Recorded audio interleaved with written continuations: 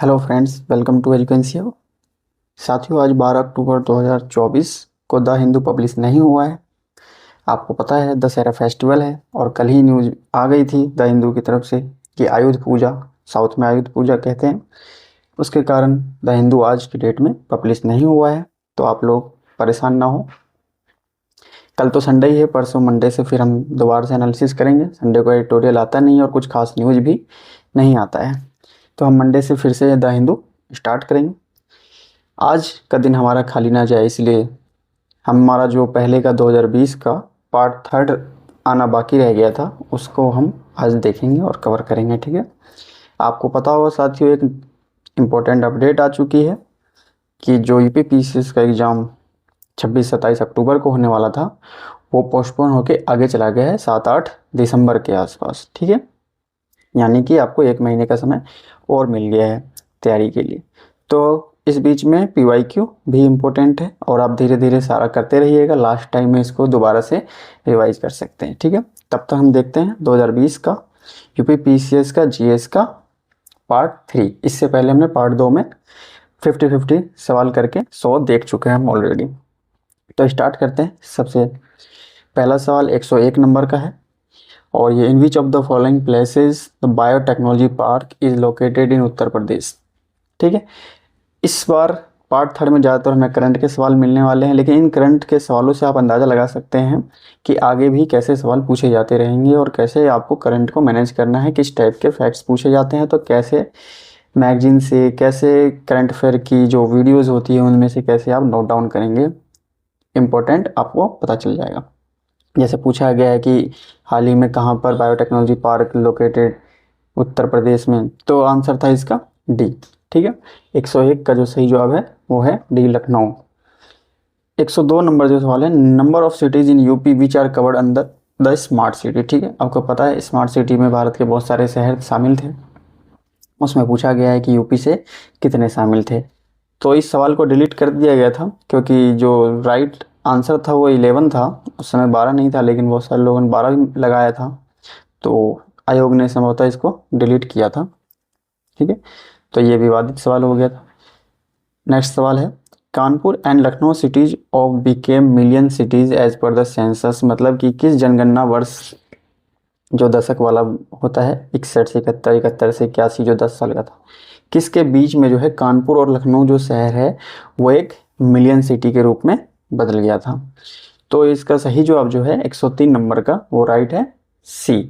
ठीक है, 1971 से लेकर 1981 के बीच में जो यहाँ की जनसंख्या है वो काफ़ी बूस्ट हुई थी। नेक्स्ट देखते हैं, Uttar Pradesh cabinet has approved 29 जुलाई 2020। मतलब ये भी करंट से है, आप देख रहे हैं 2020 का पेपर हम देख रहे हैं और 2020 का पेपर अगर अक्टूबर में हुआ है तो आप इससे अंदाजा लगा सकते हैं कि कितने महीने पहले का करंट अफेयर पूछा जा रहा है। 2-3 महीने पहले का भी करंट अफेयर कितना इंपॉर्टेंट है। लास्ट जुलाई का पूछा जा रहा है ये 29 जुलाई में, कि नेशनल लॉ यूनिवर्सिटी जो इस्टेब्लिश्ड हुआ है वो किस शहर में हुआ है। ठीक है, तो ऐसी न्यूज़ को आप जरूर नोट डाउन कीजिए। इसका सही जवाब है प्रयागराज। ठीक है, अपडेट भी रह सकते हैं, अगर पुराना पीछे का पूछा जाएगा तो और भी बेहतर है। विच of the following city of Uttar Pradesh is covered under the heritage city. ठीक है, हेरिटेज सिटी डेवलपमेंट ऑगमेंटेशन योजना, हृदय योजना चल रही है सरकार की तरफ से, जिसमें 12 शहर थे मुख्य तौर पर जो कि हेरिटेज सिटी के रूप में डेवलप हो रहे थे। उसमें यूपी से 2 थे, मेनली 2 थे। ठीक है, और उस समय काफ़ी न्यूज़ में भी रहा करते थे, आप जानते होंगे, वाराणसी और मथुरा। ठीक है, तो इसका सही जवाब हो जाता सी। नेक्स्ट सवाल देखते हैं, what should be total fertility rate. आपको पता है टोटल फर्टिलिटी रेट क्या होता है, रिप्लेसमेंट रेट क्या होता है, ये सब रिप्लेसमेंट लेवल ऑफ फर्टिलिटी, मतलब एक आबादी में कौन सा ऐसा प्रतिस्थापन दर है जो कि जो हमारी टोटल फर्टिलिटी रेट है वो कितनी है होनी चाहिए कि आबादी जो है, जो भी पॉपुलेशन है वर्तमान में वो रिप्लेस हो जाए सेम लेवल पे ही। ठीक है, तो वो जो हमारा टोटल फर्टिलिटी रेट है उसका 2.1। ठीक है, आपको ध्यान रखना है। 106 नंबर सवाल का सही जवाब है सी, 2.1। नेक्स्ट सवाल है, with reference to Ayushman Bharat Yojana. Ayushman Bharat योजना जो स्कीम चल रही है सरकार की, उसमें क्या सही है। दिस योजना provides free health insurance of 5 lakh person. The expense in occurred in this scheme is shared between the centre and state 60-40 ratio. पता है आपको ये सेंट्रल स्पॉन्सर्ड स्कीम है, तो 60-40 रेशियो ये सही है। लेकिन जो फर्स्ट बात की गई स्टेटमेंट है वो गलत है।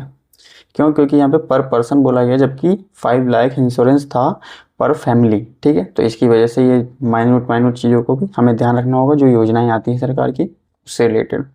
ठीक है, तो जो हाल फिलहाल की योजनाएं हो उन पर ज़रूर आप ध्यान रखेंगे। तो जो 107 का हो जाएगा वो हो जाएगा ओनली बी, क्योंकि दूसरा सही है, पहला गलत है। ठीक है, नेक्स्ट देखते हैं हम हौसला 2018। देख सकते हैं ये भी उस समय काफ़ी करंट में रहा होगा, दोबारा से तो पूछ लिया गया है 2 साल पहले का भी, कि हौसला जो 2018 है वो हुआ था ministry of women and child development ने करवाया था, government of India in new Delhi. तो सही बात है, ये स्टेटमेंट सही है। It was national festival for children of child care institution. तो ये कथन भी सही है कि ये नेशनल फेस्टिवल ही था चाइल्ड केयर इंस्टीट्यूशंस का। ठीक है, तो ये इसका सही जवाब हो जाएगा 108 का सी। नेक्स्ट क्वेश्चन देखते हैं हम। India aims to achieve the $5 trillion. आपको पता होगा कि भारत ने लक्ष्य बनाया था कि $5 ट्रिलियन अपनी अर्थव्यवस्था को पहुंचाना है, वो किस वर्ष तक रखा था। ठीक है, तो बहुत सारे लोग कंफ्यूज हो गए थे कि 2030 है कि 26 है कि 30 है। ठीक है, तो आपको ध्यान रखना है कि ये लक्ष्य है 2024। ठीक है, और वर्तमान में 2024 चल रहा है, तो मे भी सवाल इससे रिपीटेड पूछा जा सकता है। आपको ध्यान रखना है $5 ट्रिलियन इकोनॉमी का हमारा ये लक्ष्य है। ठीक है, नेक्स्ट क्वेश्चन देखते हैं। Which of the following give legal basis to extraordinary power exercise by the government of India during lockdown. ठीक है, लॉकडाउन में आपने 2 एक्ट के बारे में बहुत ज़्यादा सुना होगा, जिसके तहत सरकार अपने कुछ राइट्स लेकर लॉकडाउन लगाती थी। ठीक है, वो प्रावधान करती थी। अब उसमें कौन कौन से थे? तो मेंटल हेल्थ एक्ट ये तो नहीं था। डिजास्टर मैनेजमेंट एक्ट आपने सुना होगा 2005 का, ये था। और दूसरा आपने बहुत ज़्यादा सुना होगा एपिडेमिक डिजीज एक्ट 1897। ठीक है, और ये उस दौरान लॉकडाउन करंट का ही न्यूज़ है। 2020 में कोविड फैला हुआ था, तो इससे रिलेटेड पूछा गया था, जो कि बहुत ही रेलिवेंट भी था। तो इस आधार पर 110 का जो सही जवाब हो जाएगा सी। नेक्स्ट क्वेश्चन देखते हैं। साथियों, आप अपना जवाब देने के लिए आप वीडियो को पॉज करके सोच सकते हैं आंसर भी, और इसके आधार पे आप अपना एक आकलन भी कर सकते हैं। अगर आपने पहले भी पेपर दिया है या नया देने जा रहे हैं, तो आप अपनी तैयारी को देख भी सकते हैं कि अगर ज़रूरी नहीं है कि करंट अफेयर के सवाल आपको आने चाहिए, पर जो हमने स्टैटिक पार्ट 1 पार्ट 2 में किया था उसको आप खुद से कर सकते हैं। जैसे ही कोई सवाल आए, आप वीडियो पॉज करके पहले उसके आंसर्स को अपने मन में रख लीजिए या कॉपी पर नोट डाउन कर लीजिए। जिसके बाद क्या है कि आप उसको फिर देखिए कि जो जवाब सही आंसर है क्या वो आपका ठीक है, और कितने सवाल ऐसे ठीक हो रहे हैं 50-50 क्वेश्चन में। 30-35 अगर आपके जा रहे हैं तो आप बहुत अच्छी तैयारी आपकी हो रखी है। ठीक है, इस तरीके से आप अपना खुद का भी एनालिसिस कर सकते हैं। और अगर आप बहुत कम जा रहे हैं, 10-15 इतने जा रहे हैं, तो आपको ये वीडियो 2-3 बार देखनी पड़ेगी, और एग्ज़ाम से पहले काफ़ी, जब तक अपना स्कोर जो है 35-40 ना चला जाए देखने के बाद। ठीक है, रिपीटिव में। तो इसलिए आप ध्यान रखेंगे कि PYQ बहुत ही इंपॉर्टेंट होता है, इसीलिए हम PYQ ही लाए हैं। लाने को हम बहुत सारी चीज़ें ला सकते थे, लेकिन सबसे मोस्ट जो हमारी प्रायोरिटी थी वो PYQ थी। और आप एग्ज़ाम दे रहे होंगे, तो आपको पता होगा PYQ का कितना महत्वपूर्ण रोल होता है आपकी तैयारी में। चारों ओर से डायरेक्शंस भी मिलते हैं, और साथ के साथ आपको हेल्प भी मिल जाती है अगर रिपीटेटिव सवाल आते हैं तो। नेक्स्ट सवाल है असर्शन और रीजन का, जिसमें कि पहला असर्शन दिया गया है, स्टेटमेंट है government has launch the national infrastructure pipeline for period 2020 से 30 तक। यहाँ पर टाइम पीरियड ही गलत दिया हुआ है। अगर आप लोग पढ़ते हो नेशनल इंफ्रास्ट्रक्चर पाइपलाइन के बारे में, तो मुझे तो ये बिल्कुल अच्छी तरह याद है, क्योंकि मेरे से इंटरव्यू में एक बार पूछा ही गया था नेशनल इंफ्रास्ट्रक्चर पाइपलाइन पर ही। तो हम उस दौरान बिल्कुल सही से ध्यान रखा था हमने कि 2025 था, क्योंकि ये करंट भी बना रहा था। तो 2020 से 2025 इसका लक्ष्य था 5 सालों का। ठीक है, इसके अलावा जो रीजन है दिया गया कि the objective of NIP is to provide equitable access to infrastructure for all. अगर ऐसे सवालों में आपको दोनों जानने की जरूरत नहीं है, जब आपको पता चल जाए कि स्टेटमेंट पहला ही गलत है, ठीक है, तो आप इसके आधार पर अपने आप सही कर पाएंगे डी आंसर, क्योंकि दूसरा क्वेश्चन रीजन क्या दिया हुआ है उससे आपको मतलब ही नहीं है। क्योंकि ऊपर के दोनों आप A और B में देखेंगे कि बोथ ट्रू है, जबकि आपने देख लिया कि बोथ ट्रू नहीं है, केवल A गलत हो चुका है। अब कह रहा है कि A ट्रू है, यहाँ पर तीनों में A ट्रू दिख रहे हैं, जबकि आपको पता है कि A तो सही नहीं है। आपको अगर पूरी तरह विश्वास है कि हाँ 2025 में ये ख़त्म होना है, 5 साल का था, तो इन तीनों ऑप्शन को तो आप ऐसे ही एलिमिनेट कर देंगे। आप डायरेक्टली किसको चूज करेंगे, डी को। A is false but R is true. अब आर कैसे ट्रू है नहीं पता है, तभी भी आप कर पाएंगे एलिमिनेशन के। तो टाइम बचाने के लिए आप अपने आते हुए सवालों को जल्दी से सॉल्व करें और ऑप्शन चूज करके आगे चले जाए, ना कि ये देखें कि क्या है। हाँ, एक बार पढ़ सकते हैं बेसिकली कि बात सही लग रही है नहीं लग रही, कहीं आपने स्टेटमेंट पढ़ने में या फिर नॉट ऐसी चीज़ों को तो नहीं मिस्टेक कर दिया है, तो आप बिल्कुल ध्यान रखेंगे, ठीक है। कभी कभी आपको लगा कि ये तो गलत पूछा गया है लेकिन गलत बताया गया है, पर हो सकता है ना कि सवाल में पूछा गया हो कि नॉट करेक्ट या इनकरेक्ट बताने को, तो वहाँ पर तो ऐसे ही जवाब चुनने पड़ेंगे जो कि गलत हो, ठीक है। तो आप एसर्शन और रीजन के अलावा और भी सवालों में भी इन सब चीज़ों का ध्यान रखेंगे, टेल वर्ड्स में क्या पूछा जा रहा है, ठीक है। 111 का जो आंसर होगा वो हुआ डी।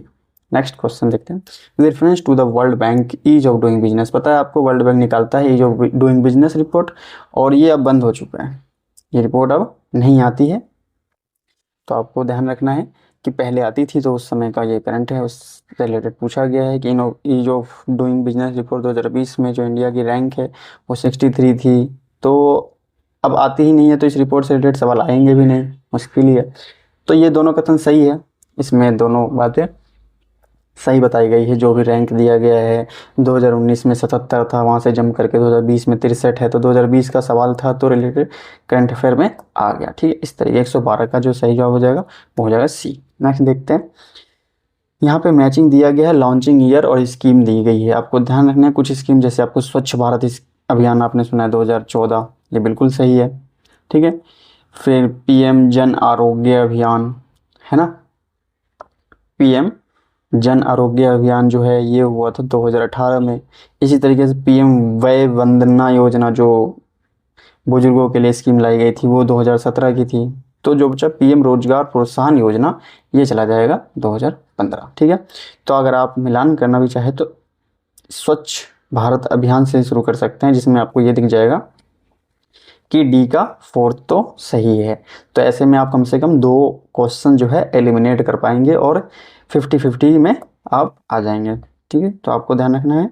अब यहाँ से कुछ अगर एक स्कीम और कोई जानते हैं, जैसे सी जानते हैं कि या बी भी जानते हैं, तो आप सही कर सकते हैं, ठीक है। इनमें से कोई एक और जानते हैं तो सही, इसका सही जवाब हो जाएगा, मैचिंग हमने कर दी है पहले ही, 113 नंबर सवाल का ए, ठीक है। नेक्स्ट क्वेश्चन देखते हैं। Which of the following statement is not correct for national pension scheme for retail traders, पूछा गया कि कौन सा सही नहीं है। नेशनल पेंशन स्कीम जो है रिटेल ट्रेडर्स जो होते हैं, खुदरा व्यापारी जो होते हैं, दुकानदार होते हैं या सेल्फ एम्प्लॉयमेंट पर्सन होते हैं, तो इसमें से कौन सा नहीं कह रहा है कि एज ग्रुप जो है वो 18 से 40 एलिजिबल है, तो ये बात सही है।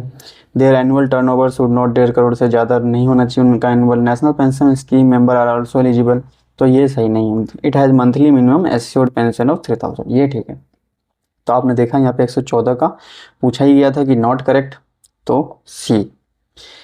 With reference to the programme Nidhi, ठीक है, निधि प्रोग्राम के बारे में पूछा गया कि the program of Nidhi was started for student to begin startups के लिए था, तो ये बात सही है, स्टार्टअप्स के लिए था। It aims to financial support 20 students नहीं था, यहीं पे डाटा जहाँ दिए जाते हैं अक्सर ज़्यादातर गलत ही दे दिए जाते हैं, तो 20 ना हो कि ये 100 इनोवेटर्स थे जो नए नवाचार लोग थे उनके लिए था ये, ठीक है। तो इस आधार पे केवल पहला सही है और पूछा भी गया है कि करेक्ट बताने के लिए, तो 115 का जो सही जवाब हो जाएगा वो हो जाएगा ए। नेक्स्ट क्वेश्चन है the travel and tourism competitive index. इंडेक्सों का आप जरूर ध्यान रखेंगे क्योंकि इंडेक्स से रिलेटेड सवाल अक्सर पूछे जाते रहे हैं, जैसे travel and tourism competitive index, innovation India index, इस तरीके की बहुत सारी इंडेक्स जो होती है कौन जारी करता है ध्यान रखेंगे। ये फेमस संस्था है वर्ल्ड इकोनॉमिक फोरम, इनके द्वारा जारी किया जाता है, स्टैटिक है और आप अच्छे से याद कर लेंगे एक बार तो हर जगह काम आएगा, आपको कई बार पूछा गया है। ये वर्ल्ड इकोनॉमिक फोरम 10-12 रिपोर्ट जारी करता है, कम से कम आप 8-10 अच्छे से याद कर लेंगे तो आपको फिर कहीं भी दिक्कत नहीं आएगी। With reference to the skill India campaign, skill India campaign के संदर्भ में पूछा गया है कौन सा सही है। The prime minister had launch the skill India campaign in July 2015 में। The main objective of this campaign was to train India youth in information technology, बोला है कि इंडिया के जो यूथ है उनको इंफॉर्मेशन टेक्नोलॉजी के क्षेत्र में स्किल करना है, तो ये बात सही नहीं है, और भी बहुत सारे क्षेत्र थे जो कि मार्केट बेस्ड स्किल होती है उसके अंतर्गत थे।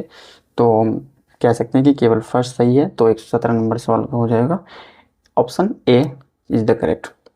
विच of the following indicator is not use to calculate human development index. कह रहा है जो HDI आता है, आपको पता है UNDP जारी करता है, तो उसमें कौन सा पैमाना शामिल नहीं है। लाइफ एक्सपेक्टेंसी है, एजुकेशन है, पर कैपिटा इनकम है, इसमें कौन सा नहीं है? सोशल इनइक्वालिटी वाला ऑप्शन नहीं है, तो नहीं पूछा गया है, तो इसलिए हमारा सही जवाब हो जाएगा D. The Atal innovation mission, मैंने कहा ऐसे मिशन को आपको ध्यान रखना है कौन चलाता है। ये फ्लैगशिप कार्यक्रम है, किसके द्वारा है? तो ये नीति आयोग का है, ठीक है। अटल इनोवेशन मिशन आपको ध्यान रखना है, नीति आयोग के द्वारा। इन अगस्त 2020 रेलवे म्यूजियम, ठीक है, ये भी करंट से देख रहे हैं, अक्टूबर में पेपर और अगस्त में पूछा जा रहा है, तो बिल्कुल लेटेस्ट है, 2 महीने पहले का भी। रेलवे म्यूजियम कहाँ पर टू द नेशन, राष्ट्र को समर्पित किया गया है, ठीक है। तो इसका सही जवाब है हुबली। हुबली में ये राष्ट्र को समर्पित किया गया था रेलवे म्यूजियम जो था।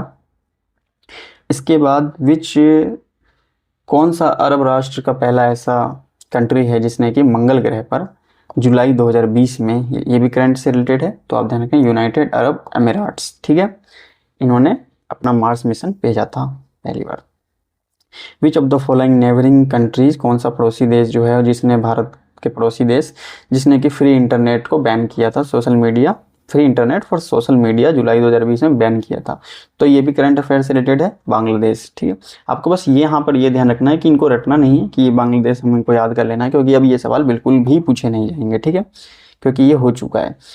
पूछे कैसे जाएंगे कि जैसे आप इनके आधार पर ये तय कर पा रहे हैं कि मैगजीन या न्यूज़पेपर में कैसे आ रहे हैं, क्या कोई ऐसी घटना है हमारे पड़ोस में, देश में घटी हुई, कहीं पर कू हो जाता है, कहीं पे मतलब तख्ता पलट हो गया है, म्यांमार में क्या चल रहा है, बांग्लादेश में भी बहुत सारी घटनाएं चल रही है, कौन वहाँ पे प्राइम मिनिस्टर, कौन यहाँ पे राष्ट्रपति बन रहे हैं, कैसे हालात हैं, ये सारी चीज़ें। तो आपके आसपास के क्षेत्र में भूटान से कोई हमारा हाइड्रो पावर प्लांट तो नहीं है, कोई नेपाल के साथ कोई समझौता तो नहीं हुआ है, म्यांमार के साथ तो कुछ नहीं चल रहा है, ठीक है। इन सब चीज़ों को आपको ध्यान रखना है, अगर न्यूज में आए तो बिल्कुल ही उसको ग्रास्प कर लेना है, क्योंकि पड़ोसी राष्ट्रों से संबंधित न्यूज़ की खबरें पूछी जाती रही है। विच of the following statement about India ideas summit 2020, पूछा गया अगले सवाल में कि जो भारत का आइडिया समिट 2020 था वो कहाँ हुआ है। It was organize by US India business council virtually, तो ये बात सही है। इसके बाद the theme of the summit was empowering India, तो एम्पावरिंग इंडिया इसका तो थीम नहीं था, इसका जो थीम था वो बिल्ड बैक बेटर ऐसे करके था। तो हम कह सकते हैं कि 2 गलत है, केवल ओनली 1 सही होगा, तो 123 का पहला सही। नेक्स्ट सवाल, विच of the following Indian football club, जो कि कंट्री का पहला फुटबॉल क्लब है जिसको फीचर ऑन नैस्डैक बिलबोर्ड्स में शामिल किया गया है, ये न्यूयॉर्क का टाइम स्क्वायर पे 29 जुलाई 2020 को। तो आपको ध्यान रखना है, फेमस फुटबॉल क्लब है मोहन बगान। फुटबॉल क्लब से रिलेटेड जरूर पूछा जाता है, अगर इनके बीच में कोई मैच चल रहा है और कोई फाइनल जीता है, कुछ भी हुआ है, तो आपको ध्यान रखना है वो कौन है, क्योंकि फुटबॉल या टेबल टेनिस स्पोर्ट्स से भी UPPSC में रिगार्डिंग सवाल पूछ लिए जाते हैं खिलाड़ियों से। फर्स्ट किसान रेल इंडिया का कहाँ चला था, कि कब से कब तक चला, 2020 में, ये भी करंट अफेयर था, तो अब तो ये पॉसिबल नहीं पूछा जाए, लेकिन अगर कोई ऐसी घटना हो रही है, जैसे हम न्यूज में पढ़ते हैं, जैसे हमने कल ही द हिंदू में देखा था कि लोथल में जो है भारत सरकार एक बनाने जा रही है मैरी टाइम हेरिटेज कॉम्प्लेक्स, तो ये क्या है, अपने आप में एक अपडेट हो गया इस वर्ष का कि लोथल में, गुजरात में लोथल में मैरी टाइम हेरिटेज एक कॉम्प्लेक्स बनने वाला है, विकास करने जा रहे हैं वहाँ पे, सरकार अप्रूवल भी मिल चुका है। तो हमारे लिए वो इंपॉर्टेंट होता है, उसको नोट डाउन करने की जरूरत है, क्योंकि वो किसी न किसी एग्जाम में जरूर पूछा जाएगा। अब यहाँ पर सबसे पहले जो चली थी वो देवलाली महाराष्ट्र से दानापुर बिहार तक चली थी, ठीक है। In which of the following district of UP a major solar power plant was established in collaboration with France, ठीक है। बोला गया कि यूपी के कौन से जिले में 2018 में, 2 साल पहले ही चला गया, कि जहाँ पे एक सोलर पावर प्लांट लगाया गया था, इस्टेब्लिश हुआ था, कौन सा था, तो ये था मिर्जापुर, ठीक है, आपको ध्यान रखना है। Next, which of the following is not correctly matched summit place, east Asia summit 2020 दिया हुआ है, G20 2019 यहाँ मिलान करके बताया गया है, G7 2019 में बियारिज में, ईस्ट एशिया समिट 2019 का बैंकॉक में। अभी आपको पता है ईस्ट एशिया समिट भी चल रहा है 2024 में, लाओस में चल रहा है, तो ऐसे ही आपको बहुत सारे सम्मेलन मिला के पूछ लिया जाएगा। तो आपको ध्यान रखना है कि ईस्ट एशिया समिट अभी कहाँ चल रहा है, ठीक है। आसियान का कहाँ होने वाला है, G20 का कहाँ हो रहा है, G7 का कहाँ हो रहा है, ठीक है। अभी जैसे SCO का होने वाला है ना, जिसके लिए पाकिस्तान जा रहे हैं। तो ये पाकिस्तान वैसे न्यूज़ में रहता है तो ज़रूरी अक्सर ही पूछा जाएगा, ठीक है। विदेश मंत्री हमारे जाने वाले हैं। SCO ब्रिक्स का जैसे रसिया में होने वाला है। तो ये सारे जो संस्थान हैं इम्पोर्टेंट होते हैं। तो आप इनका इस वर्ष का, इससे हम अंदाज़ा लगा सकते हैं कि इस वर्ष का पढ़ना है, ठीक है। इसमें जो सही नहीं है वो है ए। क्यों सही नहीं है? क्योंकि इस वर्ष 2020 में कोविड फैला हुआ था, तो ये वर्चुअली हुआ था, ना कि सिंगापुर में हुआ था ऑफलाइन, ठीक है। ठीक है, तो आपको समझना है कि ये वर्चुअली हुआ था। How many more Ramsar sites were added, ये करंट से रिलेटेड है। जनवरी में 2020 में उत्तर प्रदेश में कुछ रामसर साइट्स ऐड हुए थे, तो उसकी संख्या पूछ ली है और वो संख्या थी 6 थे। कुछ नवसार, सरस, समाना, पूरे ऐसे करके कई रामसर साइट थे, ठीक है। In which of the following states of India first ever E Lok Adalat, ये ऐसे न्यूज इंपॉर्टेंट हो जाते हैं कि कौन सा भारत में ऐसा कोई राज्य है जिसने कोई काम पहली बार किया है, तो आप उसको जरूर ध्यान रखेंगे, ठीक है। इसलिए इसमें आप इससे अंदाज़ा लगा पा रहे हो, क्योंकि अभी देखेंगे कि कृषि पशु किसान क्रेडिट कार्ड पहली बार कौन सा राज्य लॉन्च कर रहा है, कौन सा राज्य पहली बार ई लोक अदालत लॉन्च कर रहा है ना। इस तरीके की चीज़ें इंपॉर्टेंट होती है। तो इस समय के हिसाब से ये छत्तीसगढ़ सही था। नेक्स्ट सवाल देखते हैं। With reference to the detail report of tiger census 2018 released by government of India in July 2020, बोला गया है कि 2020 में जो है टाइगर सेंसस 2018 का जो हुआ था रिपोर्ट, उसके अंतर्गत ये आंकड़े दिए गए हैं, बताना है सही कौन सा। India has 70% of total global tiger, मतलब भारत जो है 70% ग्लोबल टाइगर की पॉपुलेशन रखता है। नियरली 30% जो इंडिया के टाइगर है वो टाइगर रिजर्व में नहीं रहते बल्कि बाहर रहते हैं, उससे बाहर मतलब कहीं और, जो कि टाइगर रिजर्व स्पेशली उनके द्वारा घोषित किए होते हैं, ऐसे कुछ पार्क वगैरह उसमें नहीं रहते। तो 30% ऐसे, और पूरी दुनिया की आबादी के 70%। तो ये दोनों ही कथन सही है, इसलिए हमारा ऑप्शन हो जाएगा C, right. Next, which among the following hosted global vaccine summit, ये भी करंट से रिलेटेड है, जो 2020 में हुआ था और ये यूनाइटेड किंगडम में हुआ था। जॉन बोरिस जो उस समय के थे प्राइम मिनिस्टर कह सकते हैं यूके के, उन्होंने होस्ट किया था और ये यूके से रिलेटेड है। तो अब तो ये नहीं पूछा जाएगा, इसलिए इस पर ध्यान देने की जरूरत भी नहीं है। सार्थक, इस तरीके की स्कीम जो लॉन्च होती है उसको जरूर ध्यान रखना। जैसे कल के हिंदू में मैंने बताया दक्ष, ठीक है, दक्ष के बारे में बताया। ये क्या था? ये जुडिशरी सिस्टम से था, इंटीग्रेटेड पोर्टल था ऑनलाइन, जहाँ पर केस पेंडिंग, केस से रिलेटेड सारे प्रोसेसिंग, सबको डाटा एकत्र किया जाता है एक जगह पर, जो कि डिजिटल इंफ्रास्ट्रक्चर है जुडिशरी के क्षेत्र में। तो आपको ध्यान रखना दक्ष, ठीक है। इसी तरीके से सार्थक, सरल, ऐसे बहुत सारे प्लेटफॉर्म होते हैं जो कि पूछ दिए जाते हैं। तो आपको ध्यान रखना कि सार्थक जो है वो अगस्त 2020 में मिनिस्ट्री ऑफ डिफेंस ने किया था। और ये क्या था, ठीक है, तो ये ऑफ शोर पेट्रोल वेसल था, ठीक है। ऑफ शोर जो तटीय पेट्रोल के जहाज होते हैं छोटे वेसल, उससे रिलेटेड था सार्थक, ठीक। तो करंट का न्यूज़ था, अगस्त का था, ये भी ध्यान रख सकते हैं। इस प्रकार की चीज़ों को जरूर हमें नोट डाउन करना है। विच of the following state government has started पशु किसान क्रेडिट कार्ड, देखिए आपने देखा कि पशु किसान क्रेडिट कार्ड किस राज्य सरकार ने लॉन्च किया, तो इसका सही जवाब है हरियाणा। उस समय के हिसाब से हमें इनको याद नहीं रखना है, इस क्वेश्चन को पर्टिकुलरली याद नहीं करना है, हमें इसके आधार पे नई चीज़ों को याद करनी है। 27 जुलाई 2020 को पूछा गया कि प्राइम मिनिस्टर ने वर्चुअली ही उद्घाटन किया था 3 new Indian council of medical research. आपको पता है ICMR एक संस्था है, मेडिकल बॉडी है, रिसर्च करती है उसमें मेडिकल क्षेत्र में।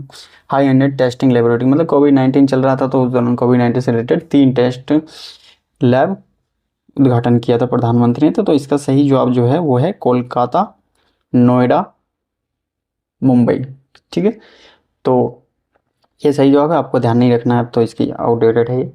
विच of the following country was not elected in June 2020 में पता है आपको, यूनाइटेड नेशंस के जो परमानेंट वो UNSC है, सिक्योरिटी काउंसिल है, उसके अंतर्गत भारत भी 1 साल के लिए अध्यक्ष बना था और मेंबर भी बना था। तो पूछा गया कि कौन सा कंट्री शामिल नहीं था, तो उस समय भारत शामिल हुआ था, लेकिन भारत पर तो पूछा ही नहीं तो सब बच्चे बता देते। उस समय भारत के साथ और भी कई कंट्री शामिल हुई थी, तो और भी जब शामिल हुई थी तो हमें सबको देखना था कि भारत के साथ कौन कौन UNSC के जो 15 मेंबर होते हैं उसमें जो बिना परमानेंट वाले होते हैं उसमें, यानी कि नॉन परमानेंट कह सकते हैं, उसमें शामिल हुए थे। तो उसमें आयरलैंड भी शामिल हुआ था, मैक्सिको भी शामिल हुआ था, नॉर्वे भी शामिल हुआ था और इंडिया भी शामिल हुआ था। कनाडा शामिल नहीं हुआ था, ठीक है। तो उस इस टाइम के हिसाब से जो सही जवाब होगा वो हो जाएगा 135 का D. Which of the following airports in Uttar Pradesh has been granted international status मिला था और उस समय का करंट में था, और कुशीनगर एयरपोर्ट है, गोरखपुर से पास पड़ता है, तो बहुत ही इंपॉर्टेंट हो जाता है वो था उस समय के हिसाब से। इस समय हमें ध्यान रखना कि इस वर्ष कुछ ऐसा हुआ हो तो उसे भी ध्यान रखना है।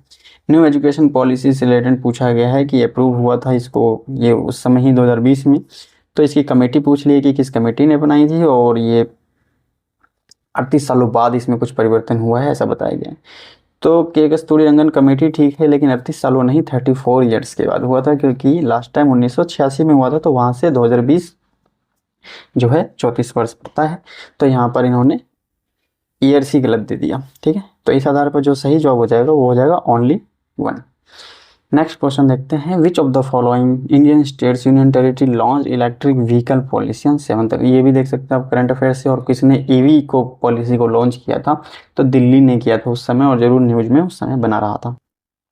विच of the following Indian foundation had received ही receive the food vision 2050 prize. देख रहे हैं आप 2050 का जो है फूड विजन प्राइज, इस प्रकार के प्राइज का ही नाम है फूड विजन 2050 प्राइज, ठीक है। ये अगस्त 2020 में मिला था, ठीक एग्जाम से 1-2 महीने पहले। किस संस्था को दिया गया था भारत में, तो ये नांदी फाउंडेशन को दिया गया था, ठीक है। आगे जब दिया जाता है ऐसा कोई प्राइज जो बहुत महत्वपूर्ण होता है इन क्षेत्रों में, तो उनको ध्यान रखना है, जैसे इस समय चल रहे हैं नोबेल प्राइज पर, ठीक है।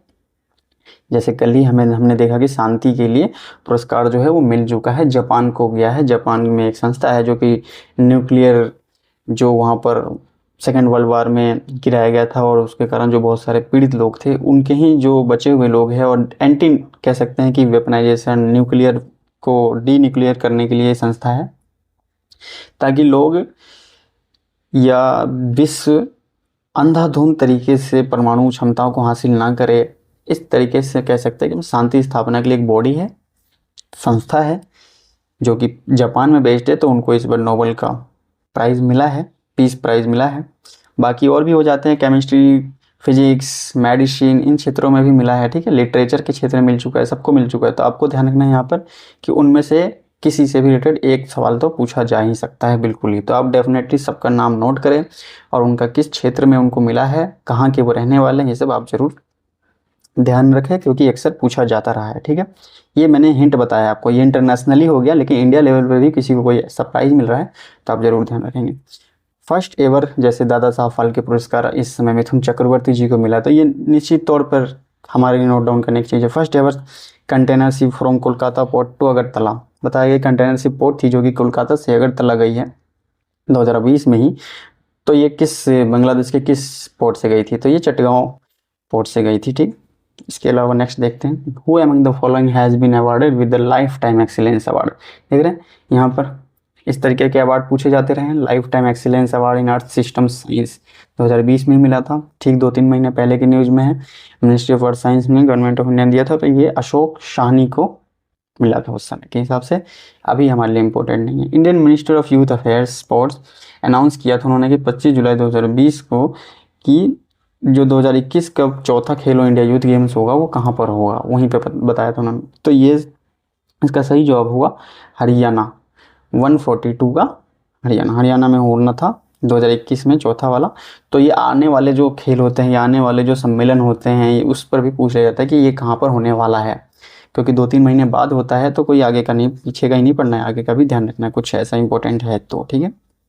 नेक्स्ट कहाँ होने वाला है ओलंपिक, नेक्स्ट यूथ गेम्स कहाँ होने वाला है, ये सब हमें जरूर नोट डाउन करना है। वेयर द मिट्टी बचाओ save the soil movement started in India, कहाँ पर मिट्टी बचाओ, ये स्टैटिक से हो गया, स्टैटिक पार्ट से है, क्योंकि इसमें कोई करंट नहीं है, तो सीधा सीधा पूछ लिया है कि मिट्टी बचाओ मूवमेंट जो है, आंदोलन जो है, कहाँ से शुरू हुआ था भारत में। तो इसका सीधा सा जवाब है, एनसीईआरटी वगैरह में भी पढ़ते हैं हम, होशंगाबाद मध्य प्रदेश, ठीक है। ये 1977 के आसपास शुरू हुआ था ये मिट्टी बचाओ आंदोलन। नेक्स्ट पूछा गया है कि चेयरपर्सन नेशनल वुमेन कमीशन का, और इनको क्रोनोलॉजी अगर पता हुआ तभी हम ध्यान रख पाएंगे। जैसे हम जिस समय जा रहे थे, तो अगर इस सब में देखा जाए तो ममता शर्मा लास्ट जाता है, फिर उनके बाद डॉक्टर गिरिजा व्यास उनसे ठीक पहले। तो यानी कि अगर आपको लगाना है तो सबसे लास्ट में तो लगाएंगे आप ये, उसके बाद लगाएंगे गिरिजा व्यास, फिर लगाएंगे पूर्णिमा आडवाणी, और उसके बाद लगाएंगे जयंती पटनायक। ठीक है, तो 144 का जो हो जाएगा करेक्ट हो जाएगा डी। ठीक है, ह्यूमन डेवलपमेंट, आप इनके ईयर भी याद कर सकते हैं, वैसे अब ज़रूरत नहीं है क्योंकि लेटेस्ट ध्यान रखें कि कौन है, फिर उससे पहले 2-3 ध्यान रखेंगे तो मेनली 1-2 के हिसाब से भी ऑप्शन में मिल जाता है। जैसे आप यहाँ पर देखेंगे तो अगर आपको पता होता है कि ममता शर्मा इनमें से तो बाद की हैं, तो वैसे ही आप इसको और इसको एलिमिनेट कर देते हैं। ठीक है, तो ज़्यादा आप याद रखेंगे तो भूलेंगे भी, इसलिए कम याद रखें और लेकिन सही से 2-3 जो ज़्यादा रेलिवेंट हो। ह्यूमन डेवलपमेंट रिपोर्ट जो है 1997 में जो इंट्रोड्यूस किया था उसने ह्यूमन पॉवर्टी इंडेक्स से, बट ह्यूमन डेवलपमेंट रिपोर्ट जो HDR था उसने रिप्लेस कर दिया मल्टी डायमेंशनल पॉवर्टी इंडेक्स को। किस साल में किया ये चेंजेस, रिप्लेस किया? तो ये 2010 में है, ये भी स्टैटिक से जुड़ता है हमारा। Arrange the following event chronological order में लगाना है। आपको पता है रियो अर्थ समिट इतना इंपॉर्टेंट है, NCERT से लेकर हर जगह आपको मिलता है कि 1992 में रियो अर्थ समिट हुआ। पब्लिकेशन ऑफ ब्रॉडलैंड कमीशन रिपोर्ट, ये UPSC से लेकर UPPCS तक ने पहले पूछा है। हमने देखा था कि आयोग ने, जब हम पहले चर्चा कर रहे थे तब भी हमने पेपर में चर्चा किया था कि ब्रॉडलैंड कमीशन रिपोर्ट कब प्रस्तुत किया गया था, ऐसा सवाल पूछा गया था, उसमें डेट पूछी गई थी। तो 1987 में किया गया था।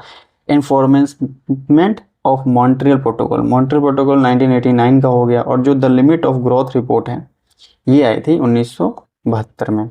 ठीक है, तो ये सवाल तो रिपीटेड हो गया ना, क्योंकि ये दोबारा से पूछ लिया गया। पिछली बार डेट पूछा था, इस बार ऐसे पूछ लिया, तो आपको इनडायरेक्टली हेल्प जरूर मिलता है PYQ का, आप वो जरूर ध्यान रखें। अब इसको क्रोनोलॉजी लगाएंगे तो सबसे पहले तो हम लगाएंगे 1972 से ही, यानी कि चौथा सबसे पहले आ जाएगा। उसके बाद जो है फिर सीधा आएगा 1987, यानी ब्रॉडलैंड वाला आएगा जो कि दूसरे नंबर पे है। तो फोर्थ के बाद 2 बस यही बचता है, बस 2 हमें पता होता तो आंसर हम निकाल लेते हैं कि 146 का जो है वो है बी। नेक्स्ट सवाल देखते हैं। Consider the following events arrange chronological order में लगाना है। एस्टेब्लिशमेंट ऑफ नाबार्ड 1982 में आया है। सेल्फ हेल्प ग्रुप जो SHG लिंकेज प्रोग्राम लाया था ये वो 1992 में आया था। किसान क्रेडिट कार्ड प्लान ये शायद थोड़ा लास्ट का था, 1997-6 के आसपास का था। इसके बाद जो establishment of regional rural bank है ये 1975 के आसपास। तो सबसे पहले तो यही बन जाता है चौथा ही। ठीक है, कि क्रोनोलॉजिकल ऑर्डर में लगाना है तो सबसे पहले तो रीजनल रूरल बैंक का लगाना पड़ेगा, उसके बाद फिर हमें नाबार्ड का लगाना पड़ेगा, उसके बाद फिर सेल्फ हेल्प ग्रुप का, फिर किसान का। तो इस आधार पे 147 का जो हो जाएगा वो हो जाएगा ए। नेक्स्ट क्वेश्चन देखते हैं। The idea of cultural poverty was given by, simple है, इसका जवाब आपको फैक्चुअल है तो बिल्कुल रट के ही रखना है, ऑस्कर लेविस इसका सही जवाब है। ये एक एंथ्रोपोलॉजिस्ट थे, इन्होंने ही कल्चरल पोवर्टी की थ्योरी दी थी। During the mid 80s decade of 20th century, 80 के दशक में बताया गया कि निगेटिव एस्पेक्ट्स पे जब चर्चा हो रही थी बहुत सारे मुद्दों पर, तो कौन सा मुद्दा नहीं शामिल था? जैसे डिग्रेडेशन ऑफ नेचुरल रिसोर्सेज था, इन्वायरमेंट पोल्यूशन के मुद्दे थे, पॉलिटिक्स और डेवलपमेंट का नहीं था, आप ये भी समझ सकते हैं, डिस्प्लेसमेंट और रिहेबिलिटेशन ऑफ मासेस, ज़्यादातर आप देख रहे हैं सब इन्वायरमेंट से रिलेटेड है और ये बीच में पॉलिटिक्स आ गया, तो इसके आधार पे भी आप एलिमिनेट कर सकते हैं। इसका सही जवाब होगा सी। लास्ट क्वेश्चन देखते हैं। Which one among the following is not covered under integrated child development program? आपको पता है ICDS जो 1975 में लागू हुई थी, प्रोग्राम चल रही थी उस समय से, इसमें कौन सी चीज़ें शामिल नहीं थी? जैसे सप्लीमेंट्री न्यूट्रिशन शामिल था, इम्यूनाइजेशन था, न्यूट्रिशन एंड हेल्थ एजुकेशन भी था, लेकिन फैमिली प्लानिंग की इसमें कोई बातचीत नहीं थी। इस आधार पे 150 का जो सही जवाब होगा वो होगा डी। तो साथियों आपने देखा कि हमने 2020 का पूरे 1 से लेकर 150 सवाल ख़त्म कर लिए हैं। अब हम आगे 2021 का करेंगे और इसको आप एग्ज़ाम से पहले भी ज़रूर देखें, एक बार अभी देख ले, फिर एग्ज़ाम के समय भी ज़रूर देखें। ठीक है दोस्तों, आज के लिए बस इतना ही। Thank you, have a nice day.